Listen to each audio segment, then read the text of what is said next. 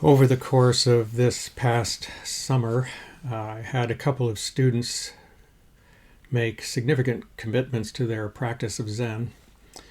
One of them received the precepts in a ceremony known as Jukai. Some people call this a lay ordination ceremony. And another one did receive full ordination in a ceremony we call Tokudo. And of course, as part of these increased commitments on their part, there is an increased commitment to their relationship with me as their teacher. And it occurred to me that it might be a good idea for me to make some informal comments today for you, my YouTube viewers, about the nature of the student-teacher relationship in Zen practice. Of course, the student-teacher relationship in Zen is a very old tradition. It goes back at least 1,000 years, maybe further. It could potentially go back to the Buddha's day. And it's something that we have to take quite seriously, treat it with a certain kind of respect, and we really have to understand how to maintain it and keep it healthy and effective. As a tradition that we've inherited from our Asian brothers and sisters, this isn't always completely obvious. And so I want to address some of the concerns that might arise in the course of a good student-teacher relationship. Let me start with the question, do you need a teacher? Well, I think you do. But this might seem in conflict with the Buddha's deathbed advice to his monks, because he told them that upon his passing they should become islands unto themselves. In other words, they should think of his teaching as their teacher. Does that mean, therefore, that we do not need teachers in the practice of Zen? No. We still need teachers because even if you're an island unto yourself, you still are going to need guidance as to how to be that island unto yourself. Let me take it a step further. You really can't avoid being an island unto yourself. That has always been the case, and it will always be the case. You will always be the agent of your own awakening. No matter how gifted a teacher might be, they cannot enlighten you. That is something that you do. All the teacher can do is guide you toward that particular experience. So there really isn't a conflict here, but it's just important to discern the difference. So a teacher is, yes, quite necessary. It's necessary because it is so easy to fall into these ego traps or these pitfalls that arise as a result of our self-clinging. It's very difficult on your own to even sometimes be conscious of the fact that there are some hazards that you're falling victim to, let alone being able to identify clearly what those hindrances to your practice might be. And of course, that says nothing about what you're going to do about it. The teacher, on the other hand, has the experience to be able to identify those things and to guide you along the way efficiently and effectively so that you can deal with whatever comes your way in the course of your practice. It's important when you are first starting out, if you're just now looking for a teacher, to make sure you jettison some unhelpful expectations. So I want to talk about that too. And let's start with this one. Your Zen teacher is not your therapist, okay? So don't expect that. There are actually some Zen teachers who are licensed psychotherapists, okay? They do both things. But they're not likely to take you on as a Zen student and as a client in their therapeutic practice at the same time. Generally speaking, that is a conflict of interest. It's a dual relationship that is not particularly helpful. So anyway, I would not expect that. Similarly, I would not expect your Zen teacher to be a life coach. That's not their job at all. A life coach is there to help you get some traction with your career or to solve certain problems at work. Sometimes they're there for, they say, spiritual reasons. I have my doubts. But that's not the job of the Zen teacher. The Zen teacher is there to guide you on the Zen path. That's it. If you need a life coach, go get a life coach. And this one may be hard, but you should not expect your Zen teacher to be your friend, okay? Even if they're friendly. This is hard because over time, the student-teacher relationship is one of increasing intimacy. You get to know one another at a very intimate level. And so that seems similar to what happens in a friendship. But it's not the same as a friendship. And you have to understand why. In a friendship, the two people in that friendship have equal amounts of power. In a student-teacher relationship, on the other hand, the teacher always has more power. And this is true even if the teacher tries to deny it or get rid of it somehow. They can't. Okay, so they shouldn't really be trying. The teacher always has more power, and so you cannot combine a friendship relationship where there is equal power and a student-teacher relationship where there is unequal power, because then you're entering into what we call a dual relationship.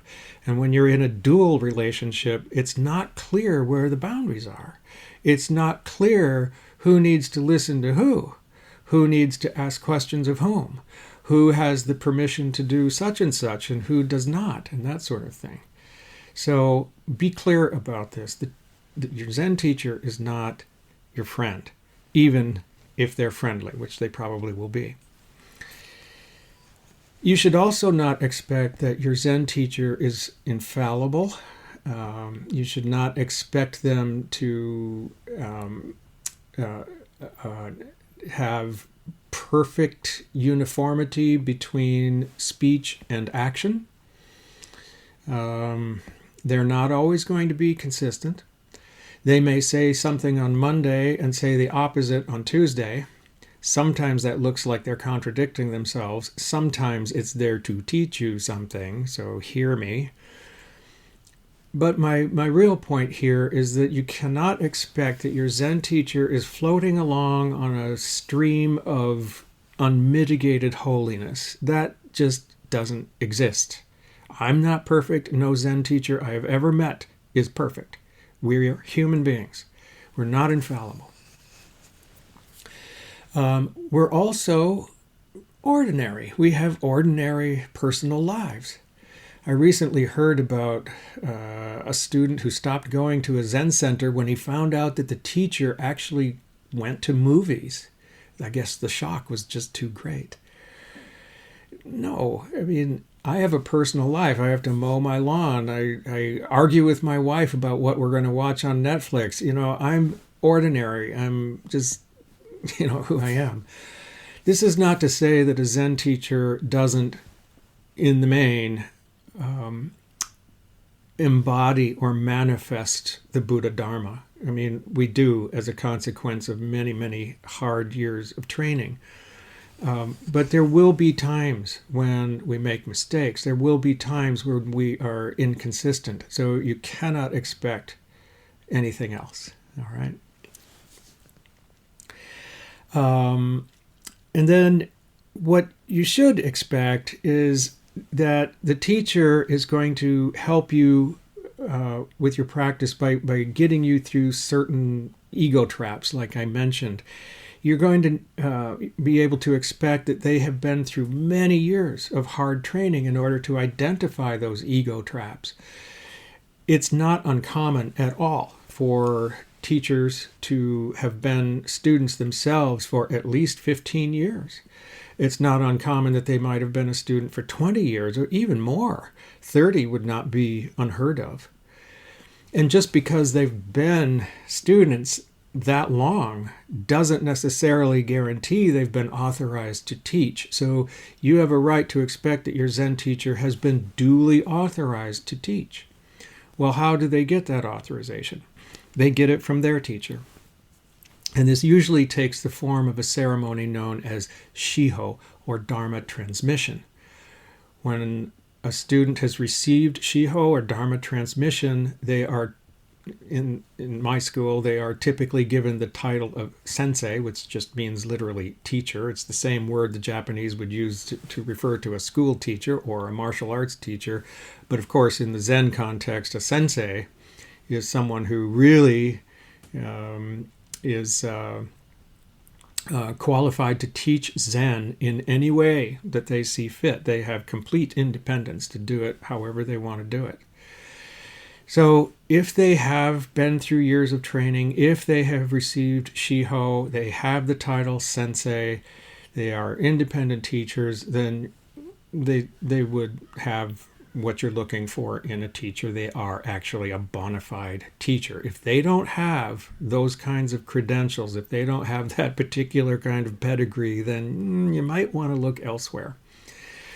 By the way, in my school, you can be a sensei. I was a sensei for a while, but then my teacher conferred the title of Roshi upon me. This is done this is referred to as Inka, which is the final seal of approval, basically the highest level of approval. And at that point, you are called a Roshi as opposed to a sensei. So I'm Gendo Roshi. So if your prospective teacher has that title, sensei or Roshi, then they probably have the pedigree you're looking for. You also should expect that your teacher is grounded, okay? Things should not pull the rug out from under them, okay? I mean, occasionally, it would be very unusual, but typically when you've been through that much training, you know how to accept it and to work with that spontaneously. So it's very rare when Zen teachers really lose it. It's possible, but if they do, they will recover quickly. So you're looking for someone who is well-grounded, has a balanced personality, and is ordinary. They're not putting on airs. I guess another thing to think about is don't judge a potential teacher by the size of the Sangha, the size of the temple or monastery, or how beautifully it's appointed. Those things are nice, but that's not a measure of the teacher's quality as a teacher. I have practiced in very large monasteries where there were 100 people at sesshin and 3 people giving interviews, and it was a lot. Very, very intense, beautiful Dharma halls and all kinds of things. But I've spent most of my practice life in small temples, and sometimes retreats had 5 people. Well, that's not any indication of the quality of the teacher at all. I felt that my teacher, who had a small group, was the best one for me for many reasons. It had nothing to do with the size of the organization. And if you want to think about it in terms of effectiveness, just recognize that as in a classroom situation, if you're in a small group, you're going to have a lot more face time with the teacher than you would if there are 100 people next to you. So a small group can be extremely intimate and quite exciting. You'll learn a lot, and you'll learn it quickly because you kind of have to. So don't look askance at small organizations. If it's a small Zen center and it's close by, hit it. Okay. When you think you have found a teacher that works for you, you feel like you have some rapport with that person, spend a good amount of time with them. Give them 6 months, give them a year. Sit with them on a weekly basis, go to some of their retreats. Really get to know who the actors are. to ensure that it's a good fit for you. It's the case that sometimes if we are trying to choose a teacher, we really don't have a choice. We really have to go with whoever is geographically closest to us. So in that sense, the question isn't even a question. But you still want to give them some time. Really spend some time with them, get to know them, and then, if you feel like it's the right place for you, you can take some more steps, which I'll get to now.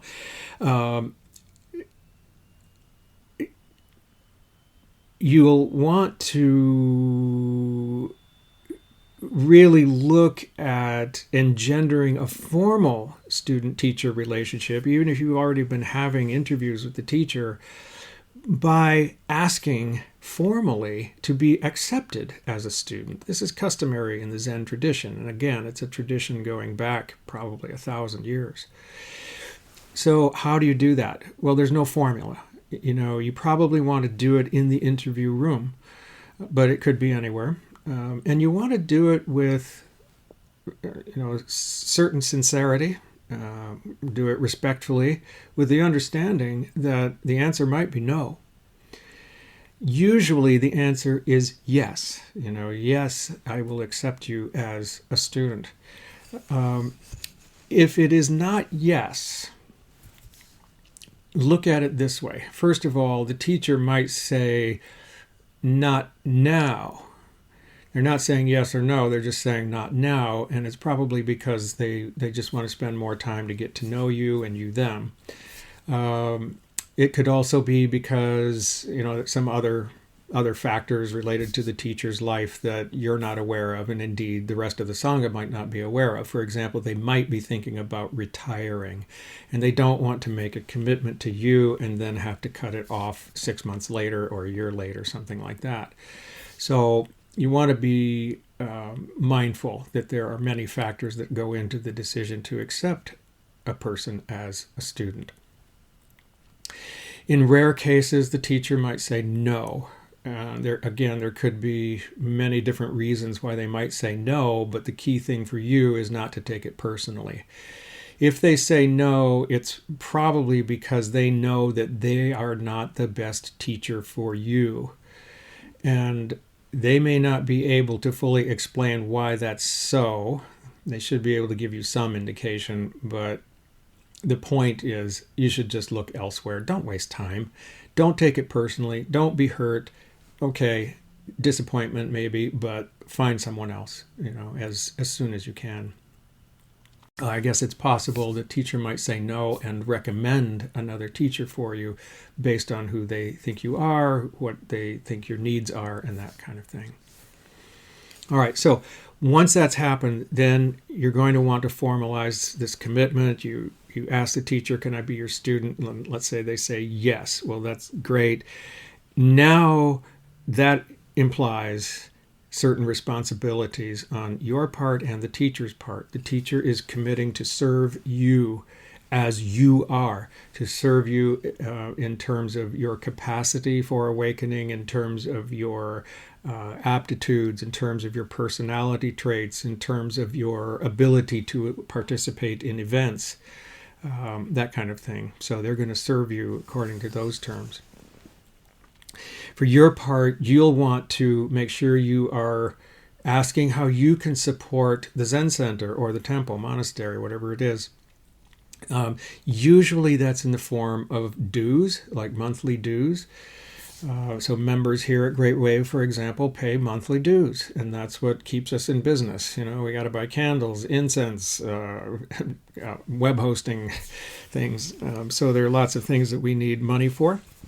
So if you want to support the Sangha, that's often how you do it. Some people will work. Sometimes that's done in lieu of donations, financial donations.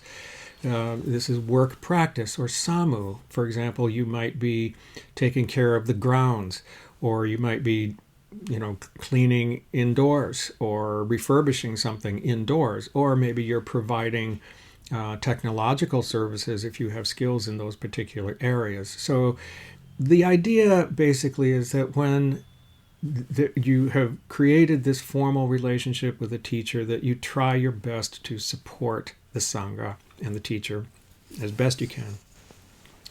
Don't be a hero about it. Don't try to draw attention to yourself with what you're giving. You want to keep that balanced with your own personal needs. You want to keep it balanced with your work life. You want to keep it balanced with your family life. Okay? So keep it all in perspective. Be real. Another aspect of the student-teacher relationship is surrender. And this is a word that sometimes strikes fear into the hearts of people when they hear it. What does surrender mean exactly? Do you want me to behave like someone in a cult or something? No, not at all. And no worthy teacher wants that from you. You're never going to be asked to sacrifice your human dignity or your independence under the guise of some kind of surrender. When I say surrender, there could be other words, but when I say surrender, I'm talking about something else.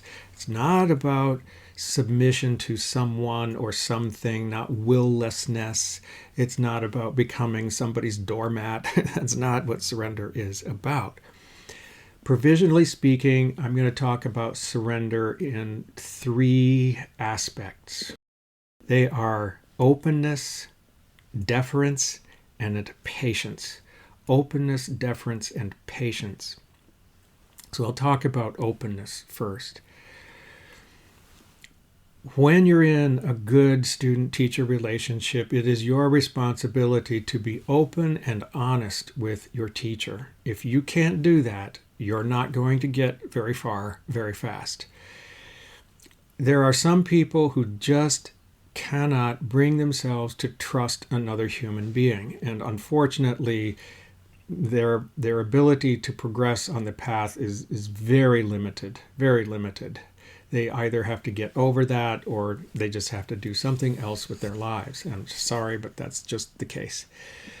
For most people, they find a way to at least gradually enter into a kind of openness, a kind of honesty in which they feel safe enough to be vulnerable in front of the teacher. This happens during the face-to-face interview we call Doksan. At least it's called Doksan if the teacher has the title Roshi. It's called Daisan if the teacher has the title Sensei, but it doesn't matter. The point is that in this private face-to-face interview with the teacher, that's when you open up. You may have doubts. You may have feelings of shame. You may have feelings of guilt. You may have sorrow. You may have feelings of inferiority. You may have feelings of embarrassment or inadequacy. But whatever it happens to be, you let that out without any embarrassment. Okay? A lot of people don't want to do that because it's embarrassing to them. But I want to reassure you that when a teacher hears about whatever struggles you're having, they don't look at it as a reason to view you as inherently weak. That's not what they think at all. They will think this student is serious about practice because they're opening up to me. I am not going to use that as a way to judge. That thought doesn't even arise. It's how do we deal with that together? How can I, as the teacher, be useful as a guide in dealing with a particular struggle? Okay? So, open up. Sometimes students, if it's not because they're embarrassed to reveal certain things about themselves, it's because they don't want to dump on the teacher. They don't want to leave things on the teacher's doorstep, so to speak, as if they were making it the teacher's responsibility. Well, trust me, the teacher is not going to perceive it that way at all. They know what they're there for. They know that it's not their responsibility, it's yours. Their responsibility is to guide you through it, to guide you in your practice going through it. So please be open in your relationship with the teacher. Another aspect of surrender is deference. what you defer to in the student-teacher relationship is the teacher's guidance. Dogen Zenji in Shobogenzo says this. He says, to learn the practice and maintain the way is to abandon ego attachment and to follow the instructions of a teacher. The essence of this is being free from greed. I love that. Being free from greed is how you defer to the teacher's guidance. It's a really valuable insight. The greed that Dogen Zenji is talking about is the greed or the lust to hang on to a fixed notion of the self. And of course, this is what stops us from realizing our true nature.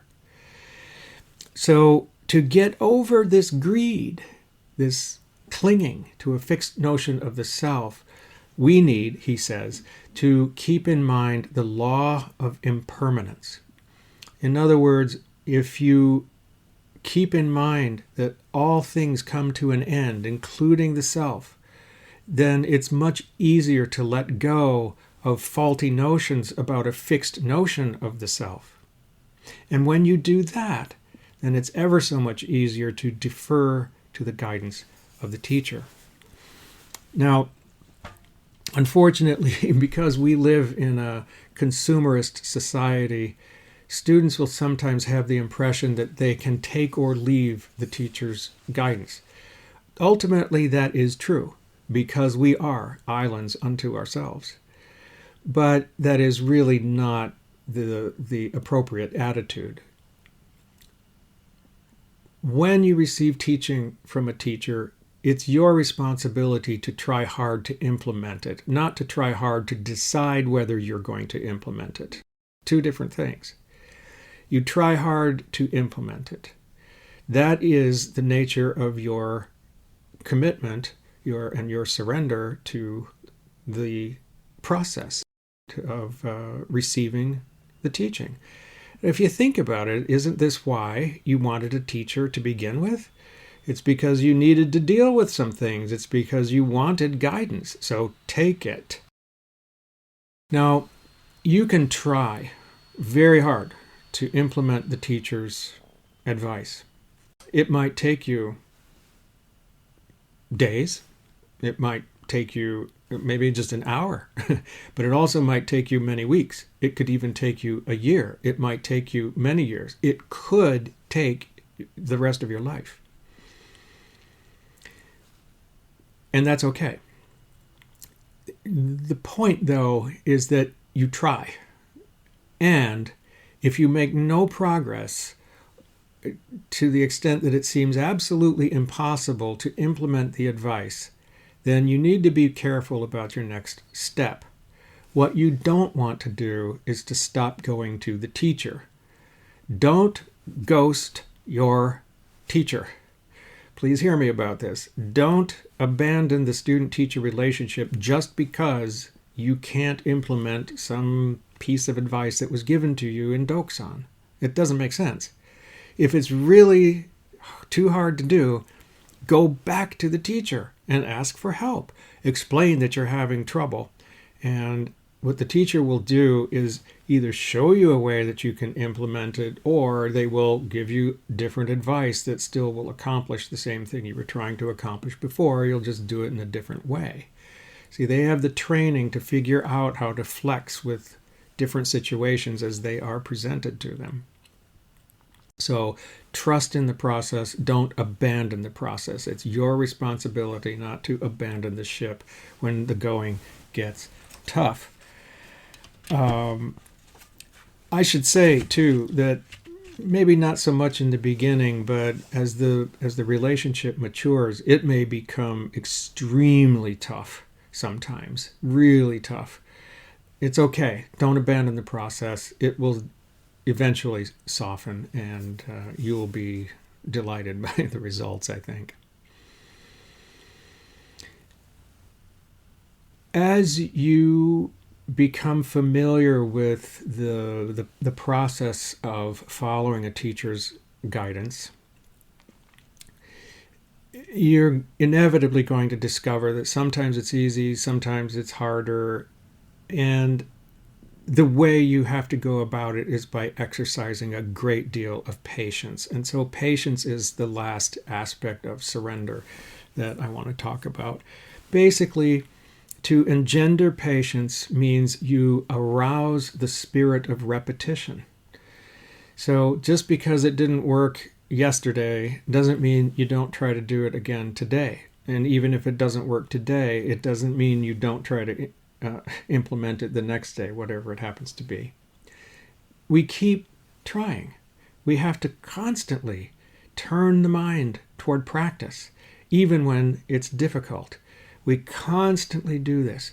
If you really exercise a kind of patience with yourself, letting go of expectations that there is a quick fix, because there isn't, then you're going to be so much better off. So be patient with yourself, be patient with the process, be patient and trusting with your teacher. You'll be very happy if you can sustain that kind of patience. All right, so we have talked about commitment, and we've talked about surrender. Now let's talk about the third provisional, let's say, aspect of the student-teacher relationship, and that would be service. Service to what? Well, service to one's teacher. This could take many different forms. Sometimes it's as simple as saying, hey, Roshi, do you need anything? I've had students offer to shovel my sidewalk in the winter. I've had students offer to do weeding in the yard, that kind of thing. Some of them have offered to help run the website. There are many things that you can do to help your teacher so that they can put more energy into making, for lack of a better phrase, spiritual decisions. Thinking about their students, thinking about what's going to be best for the Sangha, for the Buddha Dharma. But usually, service involves making financial donations to the organization, okay? Paying your dues, or maybe paying dues and then extra if you can afford that. Don't hurt yourself. Don't give more than you can afford to give. That's not good. Be balanced in the way you approach these things. You'll also want to serve the Sangha at your local Zen center, or maybe even the Mahasangha if you have access to it in some way. How do you do that? Well, you can do it simply by attending events. You can do it by really getting to know the other members of your Sangha, treating them with respect and compassion. Of course, you don't want to pose as a teacher of your fellow students. That is not appropriate, but you do want to help them do what they're doing. For example, someone might say, "Oh, I broke my ankle." Yeah, this happened to me this summer, and maybe they don't know how they're going to mow the lawn, so maybe you'll mow the lawn, or get a work bee going so that person can get their needs met while they're limping around with a cane. So, there are many ways to serve the Sangha. Maybe it's also by helping with the website if you have technological skills. So look for ways to serve. It's not as hard as you might imagine. Just ask, what can I do if you can't think of anything yourself? Oh, another example would be like in my group, we grow vegetables for the local food pantry. So, we share responsibilities for watering that garden. We share responsibilities for weeding it, for harvesting it, for delivering the vegetables to the food pantry, for documenting how many things we grow and what we grow and how much we donate and that sort of thing. So many, many different ways to contribute. All right. So I think if you enter into a student-teacher relationship with commitment, surrender, and a sense of service, you're going to reap the benefits of that. And ultimately, after a period of time, sometimes years, what we ultimately see is this beautiful shrinking of the gap that seems to exist between my life and my practice life, or work and practice, or family and practice. The gap between these things tends to shrink and shrink, and the way becomes our life. It's not on the basis of blind faith because we have this practice experience under our belts. It's not because of mere trust. It's not because of ingrained habit.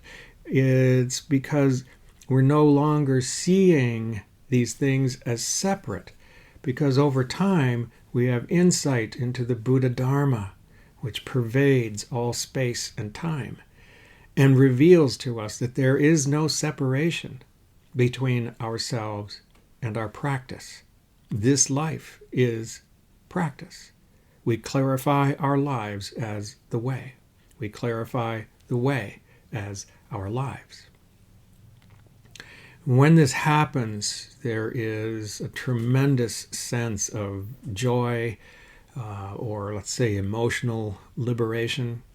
There's a sense of groundedness, peace of mind.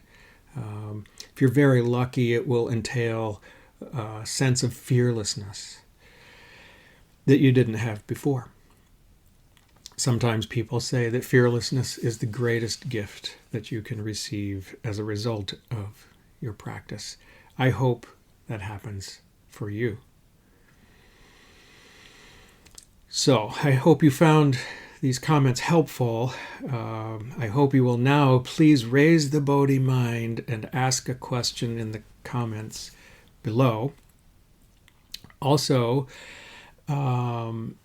if you would leave a comment about a couple of things that I'm thinking about.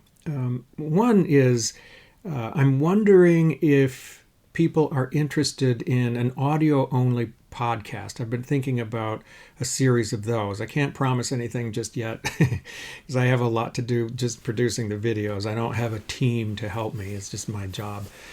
But still, there may be a way for me to produce a series of podcasts if that's something that people are really, really interested in. If you are, please leave a comment below. And more generally, if there are topics that you would like me to address in future videos, again, please leave a comment below. And doing that helps me keep the channel growing. It helps me perpetuate the Buddha Dharma, just as does your giving this video a like, subscribing to the channel. The almighty algorithm is what helps me perpetuate the Buddha Dharma, which after all is my job. So please help me by doing that. And of course, you yourself can help perpetuate the Buddha Dharma by doing those things and by sharing this video with people that you think would be interested in it. So I invite you to do that as well.